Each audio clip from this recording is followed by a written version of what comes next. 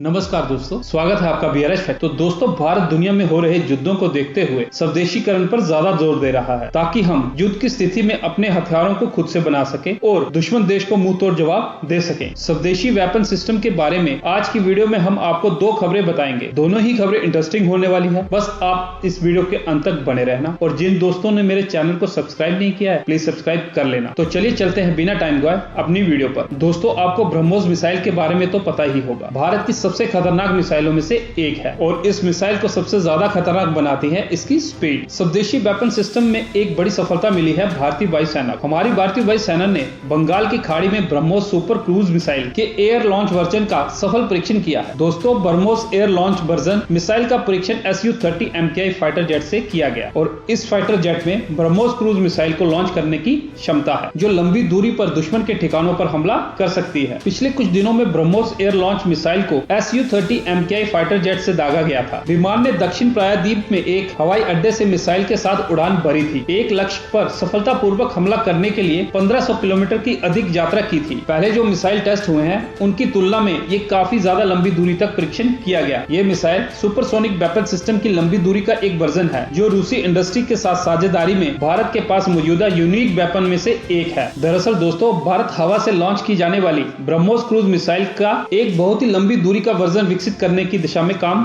कर रहा है। भारतीय वायुसेना ने हाल ही में ही भूमि पर हमला करने वाली मिसाइल प्रणाली के 2 परीक्षण किए थे और इन मिसाइलों के परिणाम बहुत ही अच्छे थे। बताया जा रहा है कि इस यूजर ट्रायल में इस मिसाइल ने बिल्कुल एक्यूरेट निशाना लगाया था। भारत फिलीपींस सहित मित्र देशों को भी मिसाइलें निर्यात कर रहा है जो कोस्टल बैटल भूमिका में उनका उपयोग करेंगे। ब्रह्मोस एरोस्पेस कॉर्पोरेशन अधिक देशों को मिसाइलों का निर्यात करने और प्रधानमंत्री नरेंद्र मोदी द्वारा जो लक्ष्य रखे गए हैं उन्हें प्राप्त करने में मदद करेगा। अब चलते हैं दूसरी खबर पर जो हमारे स्वदेशी वेपन सिस्टम से ही आ रही। दोस्तों, मिलिट्री वेपन सिस्टम के स्वदेशीकरण के चल रहे प्रयासों के बीच भारत में निर्मित तेजस Mk-1A को इंपोर्टेड सिस्टम की जगह स्वदेशी उत्तम रडार और अंगत इलेक्ट्रॉनिक वारफेयर सूट से इंस्टॉल किया जाएगा। दोस्तों की जैसे कि आप जानते ही हैं कि भारतीय वायुसेना ने 83 तेजस Mk-1A लड़ाकू विमानों का ऑर्डर दिया है और भविष्य में 97 और लड़ाकू विमानों का ऑर्डर देने की योजना है। उत्तम रडार और अंगत इलेक्ट्रॉनिक वारफेयर सूट को घरेलू स्तर पर विकसित किया जा रहा है जिससे विमान के स्वदेशीकरण में वृद्धि होगी